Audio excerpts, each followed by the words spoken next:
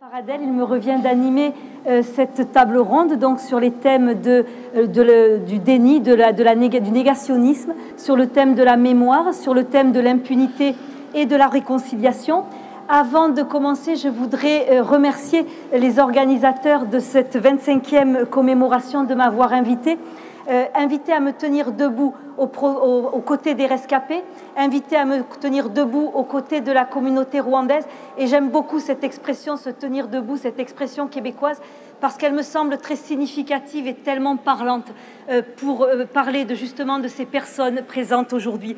Se tenir debout en tant que rescapé malgré tout, se tenir debout en dépit de tout, se tenir debout et continuer à avancer pour avoir survécu, continuer à se tenir debout et avancer pour toutes les personnes qui n'en sont pas revenues, et puis continuer à se tenir debout et avancer pour toute cette magnifique jeunesse qui prend le relais, cette magnifique jeunesse qui a aussi la lourde charge de porter cette mémoire. Une magnifique jeunesse qui a été incarnée aujourd'hui par le très beau témoignage, et je dis très beau, non pas parce que ce dont on parle c'est tellement terrible, mais très beau par le courage, par la résilience et par le fait de vous tenir si bien debout. Se tenir debout aussi de la part de Clémence qui organise cette journée, vraiment, quelle belle relève. Alors je voudrais, donc j'anime cette table ronde qui se veut beaucoup plus sur un modèle de conversation. Donc je vais faire rapidement une petite introduction et je donnerai ensuite la parole à chacun de nos panélistes pour qu'en 10 minutes de temps, ils parlent des thèmes donc qu'ils sont supposés débattre aujourd'hui. Et après cette présentation, on essaiera justement de converser sur ces thèmes-là. Alors, parmi les panélistes, j'aurai tout d'abord donc l'intervention du professeur Josias Semujanda. Monsieur Semujanda est un écrivain rwandais, c'est un professeur de la faculté des arts et des sciences de l'Université de Montréal. Il a écrit de nombreux ouvrages sur le génocide des Tutsis et je vais en mentionner quelques-uns. Le génocide, sujet de fiction, point d'interrogation. Le témoignage du génocide ou les chatoiements d'un discours indicible. Et les récits fondateurs du drame rwandais, discours social, idéologie et stéréotypes. Monsieur Semujanda nous parlera du négationnisme. On a eu déjà l'occasion de vous mentionner à quel point le négationnisme fait aujourd'hui partie intégrante du génocide. Interviendra ensuite le docteur Oscar Gassana, qui est titulaire d'un doctorat en sciences sociales appliquées de l'Université du Québec en Outaouais et qui est chargé de cours à l'Université de Saint-Paul. Il lui reviendra de nous parler de la constitution et de la préservation de la mémoire.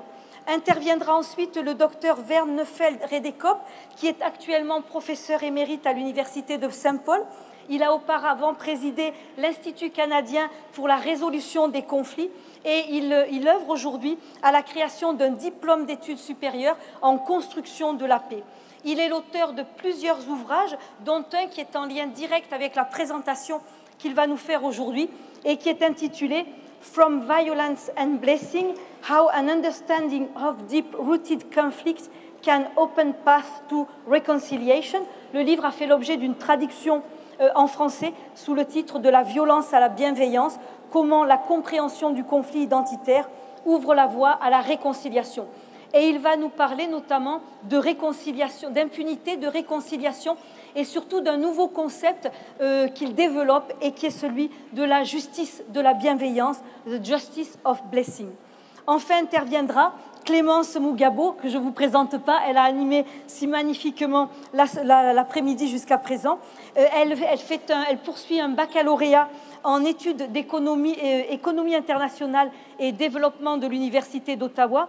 Elle a, et vous n'en serez pas surpris, elle assume de nombreuses responsabilités sur le campus universitaire. Elle a coordonné plusieurs activités de sensibilisation en lien avec le génocide, dont une conférence intitulée « Never Again, mythe ou réalité ». Elle a également créé une plateforme Youth Talk Initiative qui est destinée aux jeunes qui désirent se lancer dans l'entrepreneuriat au Rwanda. On se tient bien debout avec cette jeunesse-là et on continue bien d'avancer. Elle nous entretiendra du point de vue des jeunes sur les différentes questions qui vont être abordées cet après-midi. Alors très rapidement, pour ne pas raccourcir le temps des panélistes, je voudrais juste introduire donc cette table ronde de discussion autour des thèmes du négationnisme, de la mémoire et de la réconciliation. Alors je suis moi-même professeur de droit et donc je vais introduire ce panel avec un élément qui est commun aux trois thèmes et qui est celui de l'intervention de la justice. La justice se trouve en effet au cœur, ça c'est toujours moi ça, les catastrophes avec les bouteilles. Donc la justice qui se trouve au cœur des différentes thématiques parce qu'elle en est véritablement le ciment. En effet, l'intervention de la justice, lorsqu'elle est bien sûr administrée avec intégrité, va permettre tout à la fois de lutter contre le négationnisme, elle va permettre de contribuer à la construction de la mémoire du génocide, elle va permettre de participer à la réconciliation des sociétés et des membres des sociétés qui sortent profondément meurtris par l'ampleur des crimes commis.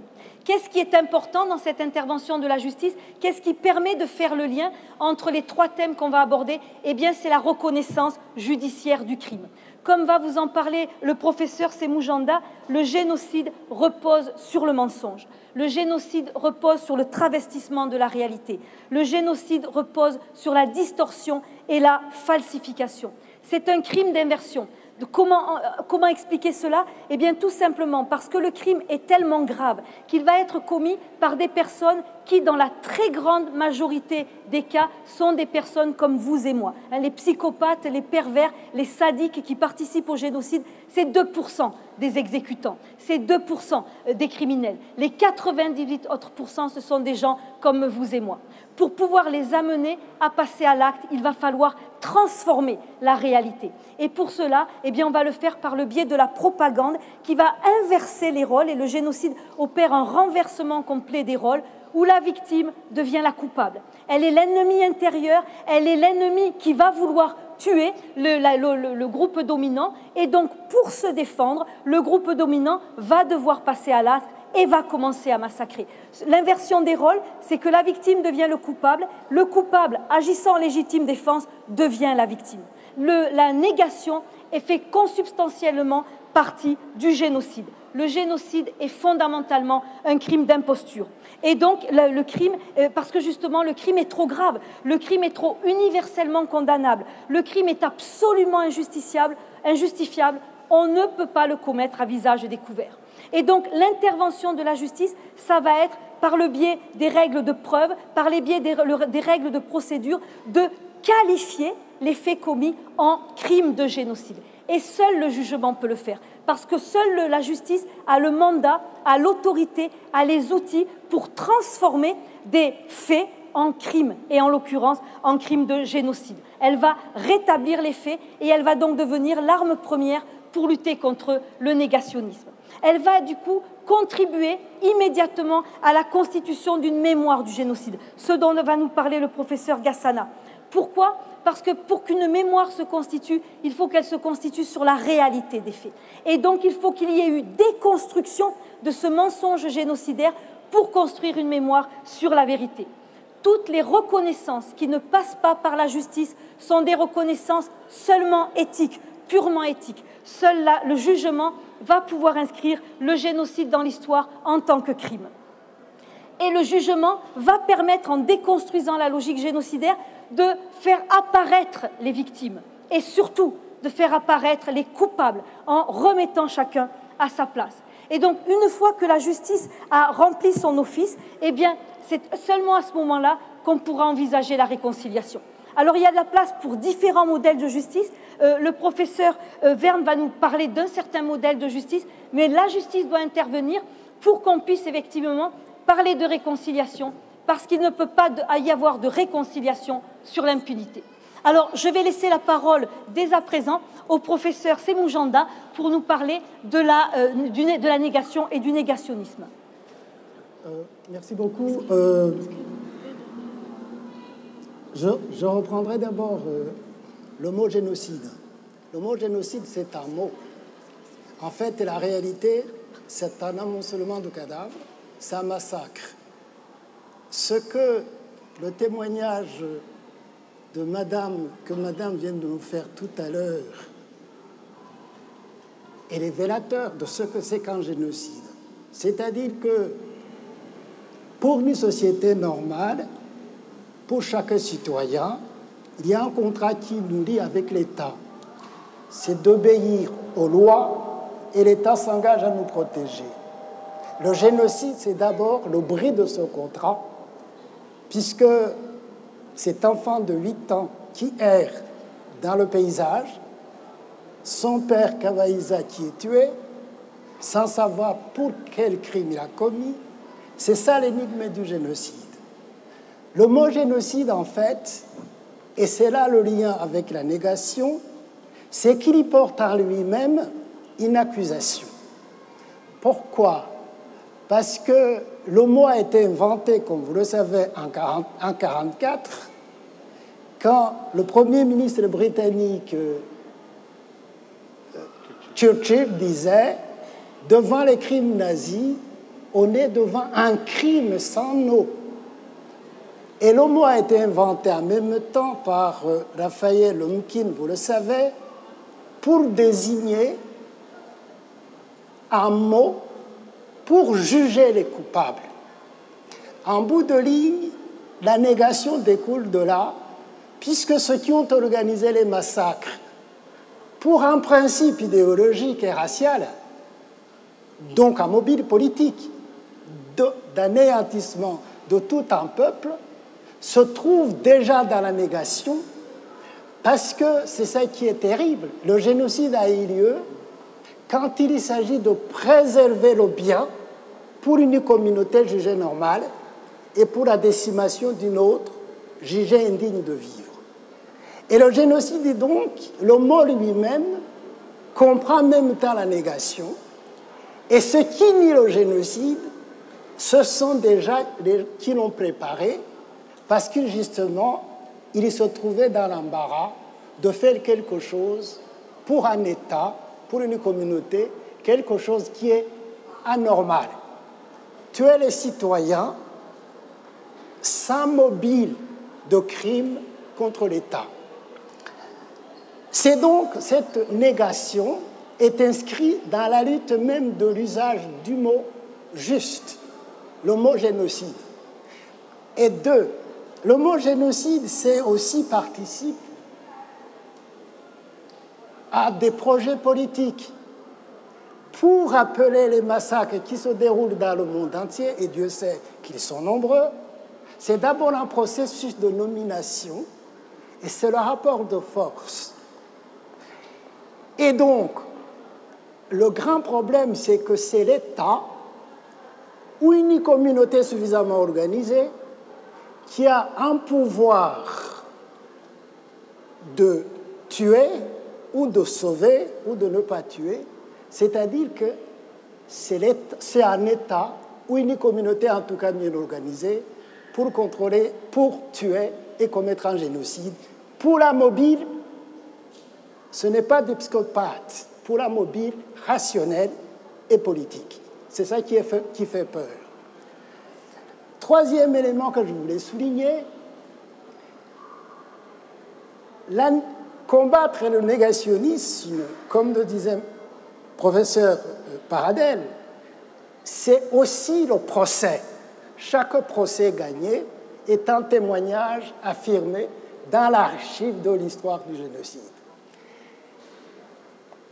Le problème est celui-ci. Il y a des crimes qui ont été commis, massifs, mais qui ne sont pas reconnus par les Nations Unies.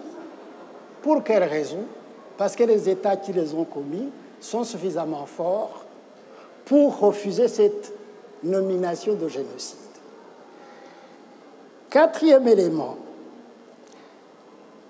le génocide n'est reconnu que, et pour le combattre justement, pour combattre le déni, c'est quand les élites, les idéologies développées par les élites qui ont justifié le génocide sont combattues, anéanties, et que ceux qui les ont conçus ont été traduits en justice. Sans cela, la possibilité du génocide est possible. Permettez-moi de vous dire quelque chose à partir du Rwanda, parce que c'est là où nous sommes. Les massacres des Tutsis commencent dans les années 60, je n'y reviens pas. et continue dans les années 70 par un crime tout simplement. Exemple, en 73, j'avais 16 ans, on nous dit quittez l'école parce que vous êtes tout petit. Point. Expliquer à un jeune Canadien ce phénomène, c'est incompréhensible. Mais c'est à partir de ce moment où, effectivement, les élites du Palme-Hutu ont conçu l'État moderne rwandais comme étant une exclusivité des seuls Hutus. Et que ce projet continue, enseigné, accepté par les jeunes, par les nouvelles élites, parce que les enfants qui nous chassaient, c'est des enfants de notre âge. Et à partir de ce moment-là, combattre le génocide, combattre la négation du génocide, passe d'abord et avant tout par combattre les idéologies qui la justifient.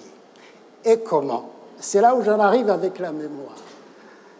C'est d'enseigner ces faits historiques, c'est enseigner aussi tous les récits qui sont produits, la littérature, les témoignages, pour que cela fasse débat à l'école, dans les universités, et surtout au Rwanda. J'ai eu cette expérience extraordinaire, pour que les jeunes s'approprient eux-mêmes et découvrent justement ceux qui sont plus grands, qu'ils ont été pratiquement engloutis dans un système qui les rendait stupides.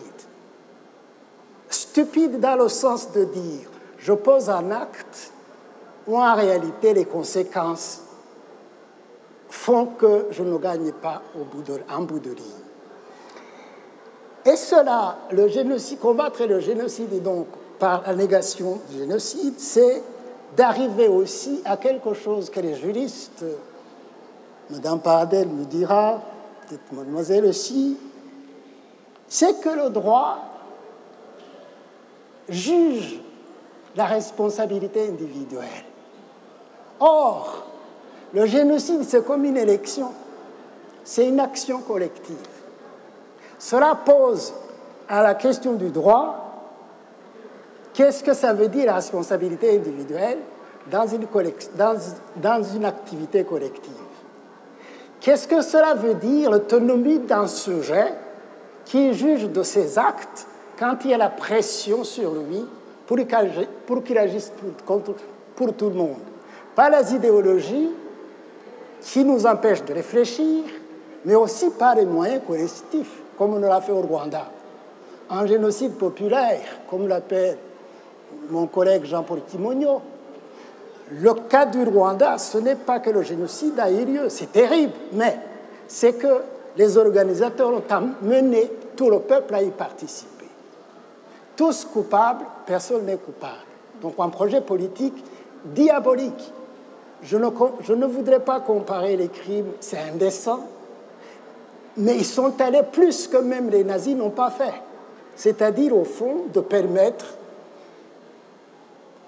au peuple d'être indifférent. Cela arrive souvent.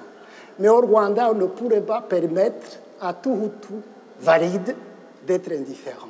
Et c'est ça aussi, la négation du génocide passe d'abord et avant tout l'appropriation de l'idée. Qu'est-ce que ça veut dire au Rwanda de demain? Pour moi, en tant qu'individu qui réfléchit, et cela pose une autre question qui arrive quand, après un génocide citoyen, que l'État qui a failli ne faillira pas. Et ça, il n'y a pas de réponse. Ce ne sont que des interrogations. Peut-être je peux m'arrêter ici pour qu'on continue avec les autres. Merci. Avant de poursuivre avec le professeur Gassana, je voudrais demander un petit peu de silence au fond de la salle, parce que ce n'est pas évident pour les intervenants autrement de pouvoir se rester concentrés et de pouvoir communiquer, et pour le public également d'entendre. Donc merci beaucoup. Je passe maintenant la parole au professeur Gassana qui va nous parler de la mémoire. Merci beaucoup. Et merci Josias pour avoir déjà amorcé une partie de ce que je vais dire. Alors, le devoir de mémoire, c'est une expression qui désigne notre obligation en tant qu'individu, en tant que communauté, de se souvenir d'un événement tragique comme un génocide, mais aussi de se souvenir des victimes de cet événement, afin que ça ne se reproduise plus ici. C'est une notion qui date de l'après-deuxième guerre mondiale, parce que c'est à ce moment-là que on croit et on fait croire à tout le monde que pour un monde plus juste, plus équitable, il faut se souvenir des tragédies passées pour que ces tragédies-là ne soient pas reproduites à l'avenir. Donc, ce souvenir-là, cette mémoire-là, est destinée aux contemporains, mais aussi aux jeunes qui n'ont pas fait cette expérience-là, et bien sûr aux générations futures. Mais pourquoi? Parce que le génocide est un crime pas comme les autres. C'est un crime d'éradication. Ça, c'est une expression que j'emprunte de l'ouvrage « Génocide, une mémoire en partage » sous la direction de Catalina Sagara. C'est un crime qui extermine et qui veut effacer toute trace de cette extermination. Donc la mémoire va dans le sens inverse, elle veut garder vivant ce qui s'est passé pour ne pas le répéter. Mais la mémoire résonne à travers plusieurs voies, qui peuvent être complémentaires, mais qui peuvent être aussi contradictoires et même conflictuelles. Donc c'est pour cela que on dit que la dernière étape du génocide, c'est la négation du génocide.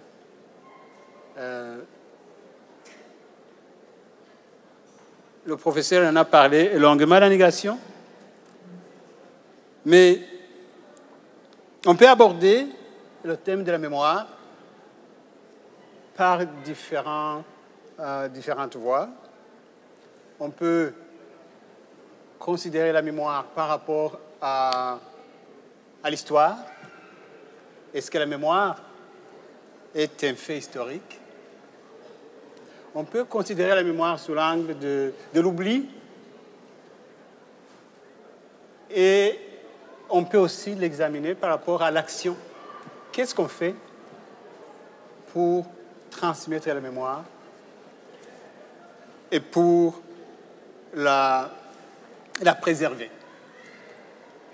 Et c'est peut-être ce dernier angle que je vais aborder. C'est se demander qu'est-ce qu'on a fait depuis 25 ans pour préserver la mémoire du génocide des Tutsis et qui a fait quoi. Alors, on sait que l'État rwandais, dès le lendemain du génocide, a posé certains actes clairs. On a inhumé les victimes dans la dignité, c'est comme ça qu'on le disait. On a circonscrit les cimetières, on a eu des mémoriaux dans différentes régions du pays.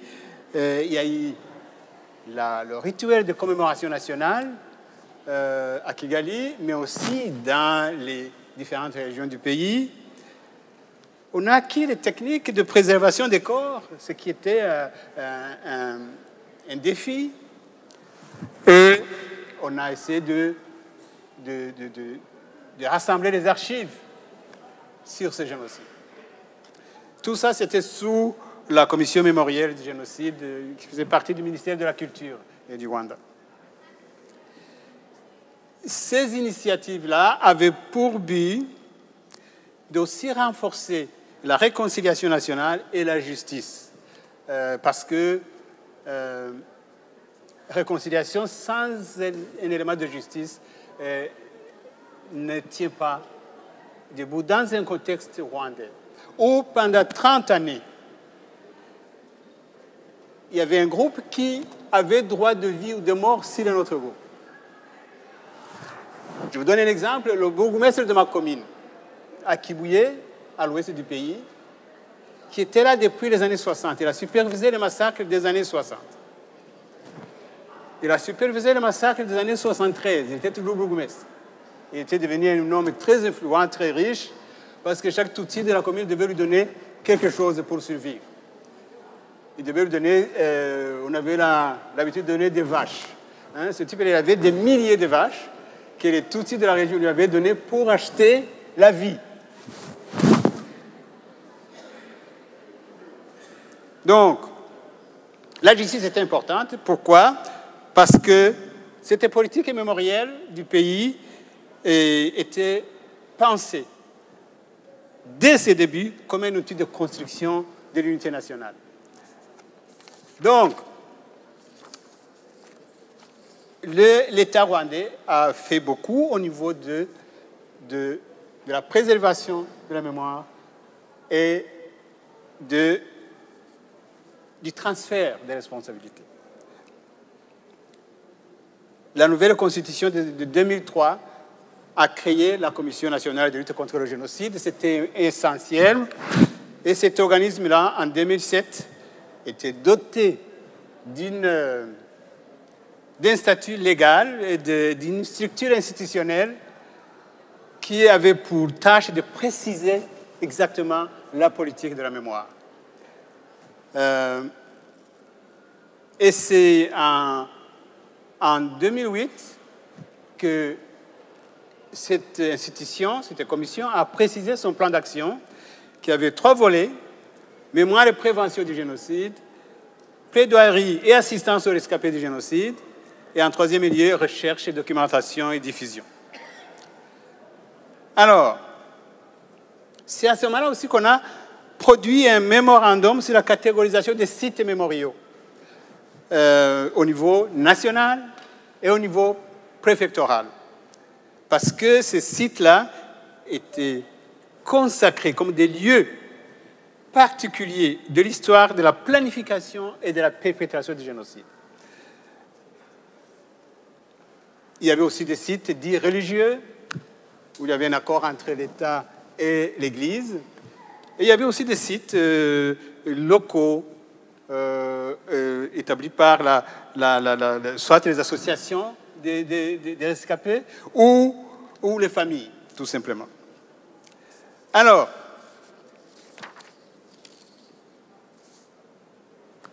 à un moment donné, la mémoire s'est aussi internationalisée. C'est-à-dire qu'on organise des conférences internationales, essentiellement à Kigali, mais on invite la communauté internationale à participer à cet exercice et on décortique, on étudie et on présente des études sur la mémoire.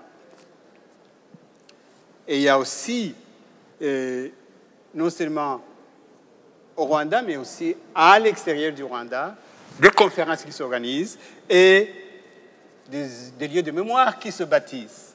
Il y a eu des mémoriaux construits en Belgique, en France, et il y a même des projets d'en construire davantage, non seulement au Rwanda, mais aussi en Afrique. On pense à un mémorial, je crois, à Addis Abeba, parce que c'est le siège de l'Union africaine. Il y en a eu déjà en Ouganda, déjà construit. On pense en construire aussi en Tanzanie. Il était même question qu'il y en ait un au Burundi, mais l'évolution de la situation politique, je pense, ne le permet pas pour l'instant. Mais il n'est pas dit que plus tard, ça ne peut pas avoir lieu. Parce que ce sont des pays qui sont voisins et où il y a eu un transfert de problèmes aussi. La Tanzanie a été déstabilisée par le flux des réfugiés, le Burundi également. Et la diaspora. À travers la diaspora, qu'est-ce qui se passe? Il y a bien sûr des commémorations. Dès 1995, il y avait déjà des pratiques commémoratives dans différents pays du monde. Ici, je crois qu'on a commencé au début des années 2000 à commémorer d'une manière systématique. C'est une façon aussi non seulement de préserver la mémoire, mais aussi de passer l'information, le message aux jeunes. Parce que les jeunes participent aux commémorations, ils apprennent ce qui s'est passé et posent suffisamment de questions pour nous déstabiliser, nous les parents, nous les grands. Chaque famille, chaque personne a sa façon de répondre aux questions des enfants concernant le génocide. Et l'association Umura a joué un rôle là-dedans. Et il y a encore un rôle à jouer pour qu'il y ait plus de débats, plus de discussions sur la manière de transmettre le message aux jeunes. Parce que ce n'est pas uniforme, ça va dépendre de l'âge, ça va dépendre de ce que nous, en tant que parents, nous voulons transmettre. Et l'école est aussi sollicitée pour faire ce travail-là. Donc, la diaspora est diverse aussi. Il y a ceux qui vivent dans les grandes villes, les grandes agglomérations, ceux qui vivent dans des petites communautés, des petites villes à travers le Canada, par exemple. La dynamique n'est pas la même et les possibilités ne sont pas les mêmes. Donc, chaque communauté doit s'adapter, doit penser sa propre façon de faire ce travail de mémoire. Oui. Autrement dit, pour conclure, le transfert de la mémoire est individuel et il est collectif. Il est collectif. Et chaque communauté, chaque famille, chaque individu doit réfléchir sur la meilleure façon de transmettre ce message à la jeune génération. Et c'est un exercice qu'on fait déjà au niveau de Umura et qu'on va poursuivre dans les mois et les années qui viennent. Merci. Je passe maintenant la parole au docteur Vern Neufeld-Redekop qui va nous parler d'impunité et de justice, de bienveillance. I'm honored to be here, and I'd like to put this in the framework of relationships, encounters, and sharing of role. We all have something to do and to say in addressing the big questions in front of us. In 1996, I had the privilege of starting a friendship with Richard Batsanduka. He came to me, a broken individual, having lost virtually his whole extended family in the genocide.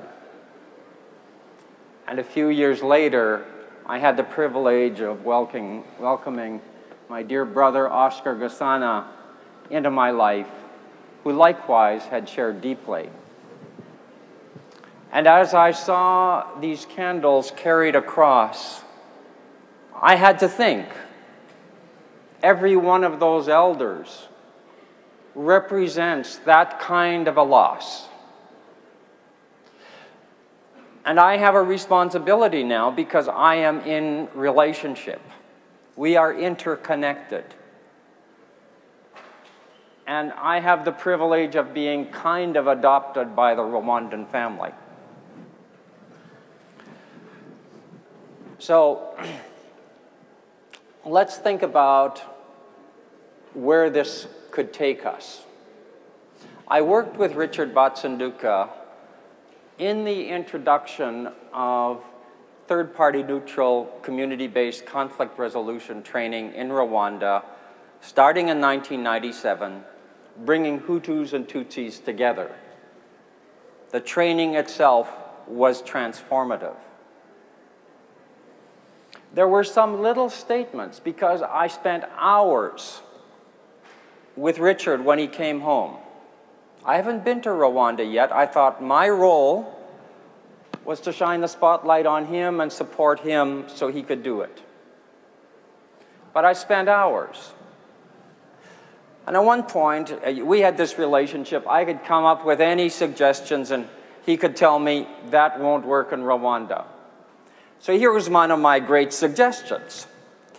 If you're starting a community-based conflict organization, to give it legitimacy, you should find some exceptional individuals that are respected by the whole community and make them part of an advisory council. And his response to me is, all such individuals were killed. There are none left. It's not only remembering the numbers, but the quality of people who were left. He also told me, you know, when I saw somebody of my friends, of my people, and we recognized each other, we were so surprised. Surprised that we were still alive. Richard met with the man who killed his brother, and he told him, I can forgive you, but what you did affected the whole community. Forgiveness is not only an individual thing. Restorative justice started in Canada. There was a man named Sheriff Doug Call who wanted to apply it to crimes of homicide, rape, the deeper crimes. When he started in Genesee County, it didn't work, but when he surrounded the victims with support, it did work, because he said the victims, 9 times out of 10, have questions they want answered by the person who did it. Learning from him, Pierre Allard, an outstanding Canadian, used to be Assistant Commissioner of the Canadian Penitentiary Service, advanced restorative justice within the Correctional Service of Canada. He himself had to meet with the person who murdered his brother as a chaplain in Dorchester Institution. He was asked by his chaplain friends in Rwanda to come there and work with them to do restorative justice in Rwanda. And the way it works is this. A perpetrator in prison, a génocidaire, writes a letter to the victim saying, I have intense remorse. I would like to meet with you. The chaplain travels 5 hours right to the place and tells the victim, I have a letter. You don't have to read it. I'll go back, but if you want to, you can read it. Very sensitively, if the victim is interested, they arrange an encounter. An encounter between a génocidaire and the victim survivor. On one occasion, the génocidaire walked in, hunched over, feelings of guilt and heaviness, and the woman he encountered said, I have questions. Of course, he expressed remorse, and she had questions about where her loved ones were buried and what happened at the end of their lives. He gave all the answers. She forgave him, and he walked out erect with his head upheld. And in one of these occasions, she said, what about my sister? She had a little baby. Well, she was killed and thrown into the grave. The baby was still alive, and they buried them. In another encounter, Alphonse had killed the brother, the mother, and the little sister of Tateri. They had a similar positive encounter. She forgave him, and they moved back to their village. And she has adopted him like a son, and every day he walks through the village, and there's like a ripple through the village, and he goes and he works in the home of Tateri, who treats him like a son. These encounters are possible. Now, when Richard went back to Rwanda, he addressed these large groups of Rwandan students, and he said something that I would never say because of who I am. I'm not Rwanda, but he said, the colonial powers might have had something to do with it, but we Rwandans have to accept responsibilities. If they planted seeds, we allowed the seeds to grow. Now I, as somebody of European extract, want to turn the tables on what he said and say that we of colonial background, we of colonial dominant powers, have to recognize the terrible things we did to sow the seeds of genocide. We created divisions, we created boundaries, we exploited people, we established a role of governance that did nothing but suck from the economy for our benefit.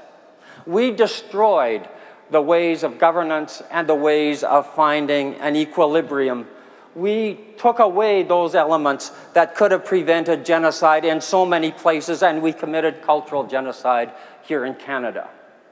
We have to accept responsibility, and we have a part to play in this whole matter of memory and taking accountability.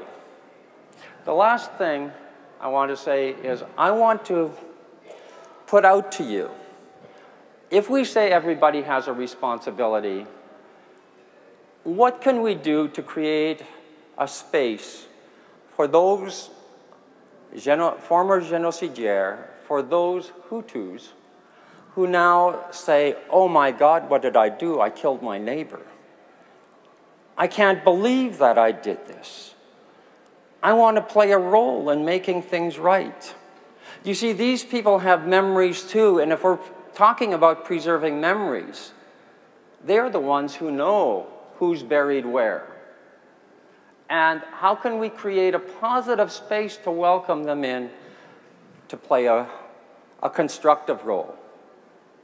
Not all of them are like that. The people who committed genocide did so with what I call a hermeneutics of justification. That is, they had a mindset and a passion based on injustices a lot of the time that they saw in the past and fears that they had in the present that motivated them. We have to identify what that hermeneutics of justification was and invite them to recant, to show how terrible it was, that their means no way justified any ends they might have had in mind. And hence I've developed a concept of justice of blessing. Blessing has to do with well-being and mutual well-being. You see, justice has this idea of you want to balance things out and you want to make things right. Balance and rightness. Sometimes we think we do that by making the other person suffer. But sometimes we can balance things out by allowing the other to make things right. Some of the people who organized the genocide are serving life sentences in other countries in Africa, not even in Rwanda.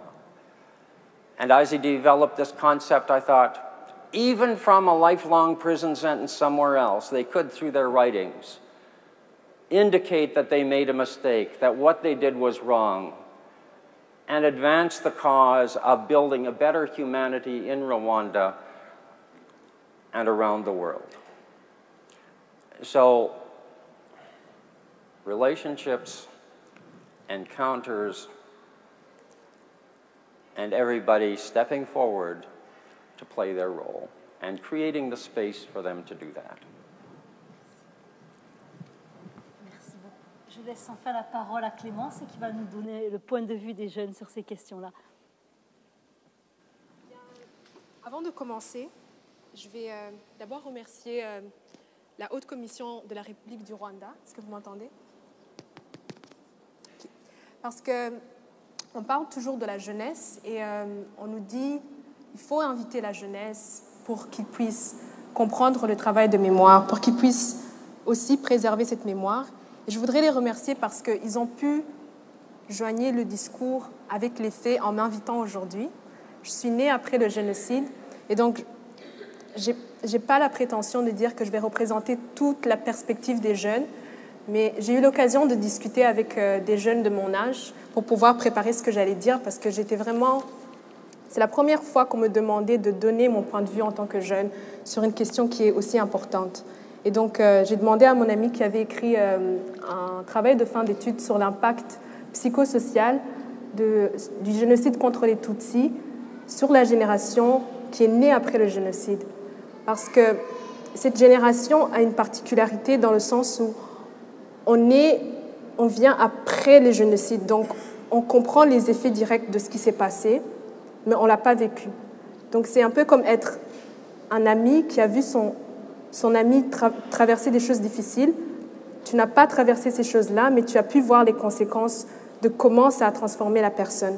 Et donc, je vais vous parler de ça, je vais vous parler de toutes ces interrogations-là et qui ont mené à cette réflexion personnelle qui m'amène aujourd'hui à mieux comprendre ce que c'est la préservation de la mémoire, le déni du génocide, donc tous les termes qu'on a utilisés aujourd'hui. Et je parle de processus parce que c'est toujours une question sur laquelle je réfléchis beaucoup. J'ai encore beaucoup d'interrogations sur ça. Et donc, je vais vous parler de toutes ces interrogations-là. Donc, comme j'ai parlé au début, ma génération, on est les bébés de la tristesse, mais on est aussi les enfants de l'espoir. Durant la commémoration du génocide, je me rappelle quand j'étais petite, c'était un moment de deuil, c'était un moment donné où presque tout s'arrêtait en fait. On nous empêchait de jouer, on nous empêchait de faire du bruit. Et j'ai grandi avec des enfants qui avaient perdu leurs parents. Et donc, quand j'ai grandi avec cette anxiété de me dire, mais si aussi je perdais mes parents, je me disais, oui, quelque chose d'horrible s'est produit. Et à chaque fois que j'entendais le mot génocide, j'avais quelque chose qui battait dans mon cœur, je sentais que mon cœur battait, mais je ne comprenais pas exactement ce que ça voulait dire, un génocide. Je comprenais qu'il y avait des gens qui étaient morts, je comprenais qu'il ne fallait pas que je pose trop de questions. On en a parlé, il y a des questions qui déstabilisent les parents, on ne pouvait pas poser ces questions-là. Et donc, j'ai grandi en voulant savoir, mais qu'est-ce qui s'est passé? Mais avec toutes ces interrogations-là, j'associais aussi le fait que c'était important que je me rappelle, parce que en grandissant, on savait que se rappeler, c'était aussi dire ça ne va plus jamais se reproduire. Donc on se rappelle, et donc dans ma tête, c'est on se rappelle, ça ne va plus jamais se reproduire parce qu'on se rappelle que c'est arrivé et que nous, on va faire en sorte que ça ne va pas se reproduire. Et donc une question qui était là, c'était vraiment briser ce tabou, pouvoir parler aux parents et leur demander mais qu'est-ce qui s'est passé? Donc ça m'a pris beaucoup d'années, ça m'a pris jusqu'à l'adolescence pour pouvoir m'asseoir avec mes parents et poser la question, mais où étais-tu durant les génocides? Qu'est-ce qui s'est passé?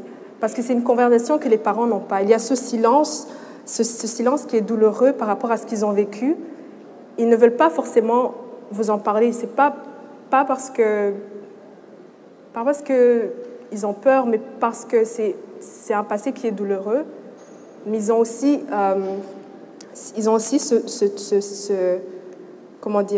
cette résilience en fait qu'on nous apprend en tant que Rwandais. On vous dit, tu es fort, tu as traversé des périodes difficiles, you need to keep going, everything's going to be fine. Et donc c'est la mentalité dans laquelle ils nous ont appris. Et je pense que s'asseoir avec nous, ils nous expliquaient telle chose s'est passée. C'est un moment de vulnérabilité que j'ai pas eu beaucoup avec mes parents. Et donc ce que je voulais dire par rapport à ça, c'est que nous, en tant que jeunes, on a cette chose horrible qui s'est passée, on a ce génocide, et on sait que c'est horrible. Et en allant à l'école, on apprend les faits historiques. On apprend, oui, ça a été causé par une idéologie coloniale, tu avais les Tutsis, tu avais les Toits, tu avais ça, et après ça, ces personnes-là, c'est comme il y a eu des conflits. Donc tu as les faits historiques, mais il manque toujours cet aspect de te dire, mais ok, d'accord, mes grands-parents sont morts, donc je devrais être telle catégorie. Mais ça ne répond pas à la question pourquoi ils ont fait ça. Parce que c'est plus des faits historiques, on ne comprend pas en tant qu'humain comment quelque chose comme ça pourrait arriver. Je ne comprenais pas comment ça pouvait arriver et je ne comprenais pas aussi le processus de pardonner. Parce que je me disais, mais est-ce que moi, en tant que personne, si on avait tué mes parents à cette époque-là, j'aurais pu pardonner? Et donc, toutes ces interrogations-là, je pense que c'est des interrogations que beaucoup de jeunes avaient à mon âge et qu'on a toujours. Et je pense qu'une partie de mes réponses est venue lorsque je suis arrivée ici au Canada, parce qu'en arrivant, j'étais rwandaise aux yeux des autres. Donc c'est bizarre parce que quand on est au Rwanda, on est rwandais, tout se passe bien, on doit commémorer, on sait que c'est une période difficile, on organise des activités, on organise des marches, on sait que c'est important. Mais en arrivant ici, c'est là où j'ai compris le message de te dire tu es la gardienne de ce flambeau-là, tu es la gardienne de cette mémoire-là. Parce que les gens me posaient des questions et me disaient mais qu'est-ce que tu es? Est-ce que tu es Hutu, tu es Tutsi? Ceux qui ne savaient même pas, ils me disaient mais are you one of the bad guys or are you one of the good guys? Et au début, j'étais frustrée parce que je me disais mais like, what kind of question is that, you know? Mais après, j'ai compris qu'en tant que Rwandaise, on porte cette histoire même si on ne l'a pas vécue. Et donc, j'ai commencé à vraiment me documenter pour dire est-ce que ce que je dis, c'est vraiment ça? Est-ce que ce que je dis, c'est that's what really happened? Parce que je veux donner ce message à ces gens-là. I want to educate them about what happened. And so, c'est là où j'ai commencé vraiment à faire des recherches. On faisait des événements de commémoration pour éduquer les gens sur ce qui s'est passé parce que c'est là où j'ai vraiment compris que c'est mon histoire and there's no one else who's going to write that story for me. Et c'est ce que j'encourage les jeunes à faire, c'est we are the ones who are going to write the story. No one else is going to do it for us. No one else is going to be there to tell us or to give us the stage that, like, aujourd'hui, on a des bons leaders qui nous donnent cet espace-là, mais il faut aussi qu'on comprenne qu'on ne doit pas juste attendre qu'on nous donne cet espace-là, que c'est à nous de le créer parce que c'est nous qui allons être les leaders de demain. Et donc, avec ça, j'ai aussi rencontré des personnes qui étaient négationnistes, qui me disaient, mais tu viens du Rwanda, nous, on sait, il y a une partie de l'histoire que tu ne comprends pas, blablabla, toutes ces choses-là. Et après, c'était vraiment aussi me confronter à leur point de vue et me dire, do I have enough research to back up what I'm saying? Et c'est là où j'ai aussi lu et je me suis dit, mais attends, you're saying this, but I also grew up in Rwanda and I saw this fact. I was there when people were mourning. I was there when I visited all those memoriams, où j'ai été au mémorium, où j'ai vu de mes propres yeux ces gens qui ont souffert, j'ai vu les cadavres, j'ai vu ces choses-là. Alors comment peux-tu dire qu'il n'y a pas eu de génocide? Et je pense qu'en tant que jeune, il faut aussi qu'on ait cette confiance-là de confronter ces personnes-là et leur dire « No, I know what happened » et je suis dans une place où j'ai lu, où je suis assez documentée pour pouvoir répondre à ce que j'appelle des attaques. Donc c'est ça, je voulais vous partager un peu sur ma journée, my journey to understand genocide prevention, that it has to go through the preservation of the memory. And I'm really happy to see a lot of young people participating and really wanting to build Rwanda as a nation. Et c'est quelque chose que j'apprécie énormément. On vient ici, on étudie, mais en discutant avec les gens, on voit qu'on est très heureux de pouvoir dire « je suis rwandais », on est fiers. Parce que je pense que pour la génération de nos parents, il y avait aussi cette, je dirais peut-être une honte de te dire « ça a pu se passer », mais avec la nouvelle génération, c'est plus une fierté de te dire « je suis rwandais ». Et on a toujours ce bagage-là, et on l'assume, et on veut aller de l'avant et construire notre pays. Voilà. Merci beaucoup. Merci beaucoup, vraiment. Alors, il ne nous reste pas beaucoup de temps, peut-être faire le lien avec tout ce qui s'est dit, et notamment un élément qui me paraît très fort dans les différents discours, c'est la dimension à la fois individuelle et collective du génocide. Individuelle parce que ce sont des individus qui la commettent, d'où la responsabilité individuelle de la justice pour remettre les individus face à leurs responsabilités, parce que le génocide étant un crime collectif, commandité par un État, un crime qui se commet avec la soumission aux ordres que les génocidaires vont brandir de l'avant pour se déculpabiliser, le fait que la justice les traduise individuellement est extrêmement important pour les remettre face à leurs responsabilités. Par contre, on ne peut pas apprécier cette responsabilité si on ne la replace pas dans le caractère collectif du crime, parce qu'on sait très bien que beaucoup ont participé, parce que notamment au Rwanda, mais ça a été vrai dans les autres crimes de masse, on y va en bande. Et le fait d'y aller en bande, on dilue la responsabilité, ça facilite le passage à l'acte. Comme disait Oscar, si tout le monde est coupable, plus personne ne l'est. Si tout le monde participe, alors on dilue sa propre responsabilité. Donc, individualité et collectivité, les deux dimensions dans la commission du crime, individualité et collectivité dans la mémoire. Cette mémoire que chacun porte individuellement, mais qui doit être collective pour pouvoir se réconcilier. Et dans ce que disait aussi le professeur Verne, là aussi, les personnes qui viennent face aux victimes, et là on est dans un face-à-face, mais avec tout ce collectif, on doit se réconcilier ensemble. Et ça pourrait peut-être donner lieu à une réflexion prochaine sur cette double dimension du génocide, qui fait aussi qu'il devient si difficile de le juger. Comment juger des centaines de milliers d'accusés? Comment réparer des dommages commis sur des centaines de milliers, voire des millions de personnes? Et c'est en ce sens-là aussi que ce crime est un crime inhumain. Il est inhumain par la barbarie qui se commet, par tous les tabous qui sont transgressés, toutes les valeurs sociales qui sont transgressées. Mais il est inhumain aussi parce que c'est extrêmement difficile pour la justice purement humaine de se confronter à l'ampleur de ce crime-là. Alors, merci infiniment. Je regrette qu'on n'ait pas plus de temps de discussion, mais merci infiniment à tous les panélistes de nous avoir entretenus de ces questions-là. Merci Clémence. Il ne fait pas de doute que la mémoire est prise, le relais de la mémoire est assuré.